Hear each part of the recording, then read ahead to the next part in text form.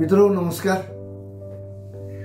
वक्त्याच्या भाषणात आढळणाऱ्या विविध दोषांमध्ये एक सहजतेने आढळणारा दोष आज आपण चर्चेला घेणार आहोत. हा दोष तुम्ही ऐकल्यानंतर म्हणाल हा एक दोष असतो. हो, हाही एक दोष असतो. काय दोष आहे तो आहे परंपरेचे वेड. आता वक्ता, परंपरा, त्यात परंपरेचे वेड हा काय प्रकार असं तुम्हाला वाटेल. पण मित्रो, परंपरा ही आपली कौटुंबिक असते. लग्नामध्ये विविध परंपरा आपण मानतो, समाजकार्यामध्ये विविध परंपरा आपण पाळतो. नाव पुकारल्यानंतर सभेत बोलावं ही परंपराच आहे. सभेला अध्यक्ष असावा ही परंपराच आहे. सभाशास्त्राचे काही नियम आहेत, त्या नियमानुसार त्या परंपरांचं पालन करून वक्त्याने बोलावं हे अपेक्षित आहे. मग आता याच्यामध्ये परंपरेचं वेड वेगळं काय आहे तर मित्रो,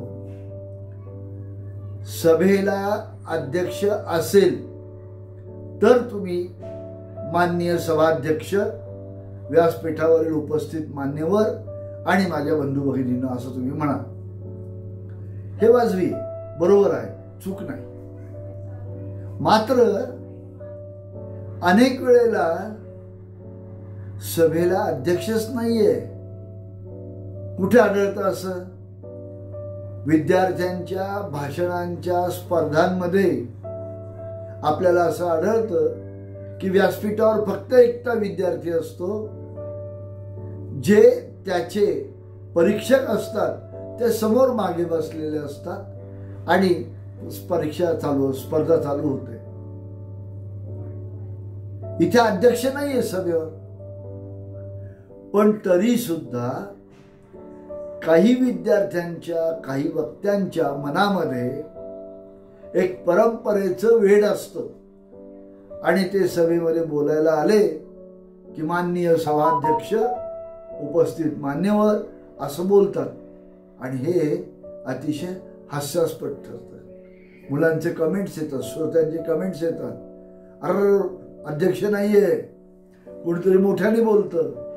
आणि असं कोणी बोललं तर आपलं हसू होणे सोडा, त्या पलीकडे मी तुम्हाला एक महत्वाचं सांगतो की असं कोणी मध्ये बोललं तर त्याला इंग्रजीमध्ये डिस्करेजिंग असं म्हणतात. म्हणजे काय? तुमचं धाडस खचवणारं ते विधान असतं. आणि कशामुळे आलंय? तुमच्या चुकीमुळे. तुम्ही काय चूक केली आहे? अध्यक्ष नाहीये तरी तुम्ही माननीय अध्यक्ष म्हणाला. याचा अर्थ काय कमी पडलं? तुम्हाला प्रसंगावधानीपणा कमी पडला. प्रसंगावधान तुम्ही पाळलं नाही. व्यासपीठावर आल्यानंतर दमदारपणे एक दीर्घ श्वास घ्यायला पाहिजे. संपूर्ण व्यासपीठाचं निहाळलं पाहिजे, व्यासपीठाची निहाळणी केली पाहिजे. आणि असं सगळं बघून मग शांतपणे भाषणाला तुम्ही जेव्हा सुरुवात करता तेव्हा अशा चुका होत नाहीत. अशी चूक होता कामा नये. नेहमी लक्षात ठेवा, व्यासपीठावर आल्यानंतर तुम्हाला उपस्थितांना संबोधन करायचं आहे, अनुपस्थितांना नाही. स्पर्धेच्या सुरुवातीला कार्यक्रमामध्ये अध्यक्ष असतात. त्यावेळेला तुमचा क्रमांक आला तर तुम्ही माननीय अध्यक्ष, उपस्थित व्यासपीठावरील मान्यवर असं तुम्ही विविध वाक्य बोलू शकता. पण एकदा कार्यक्रम उद्घाटनाचा संपला की नंतर अध्यक्ष सभागृहामध्ये नसतात, ते निघून जातात त्यांच्या कामाला. आणि आपण मात्र माननीय अध्यक्ष का असं बोलतो? कारण ही परंपरा आपल्या मनात असते आणि या परंपरेचे संस्कार अतिशय खोलवर रुजलेला असतो.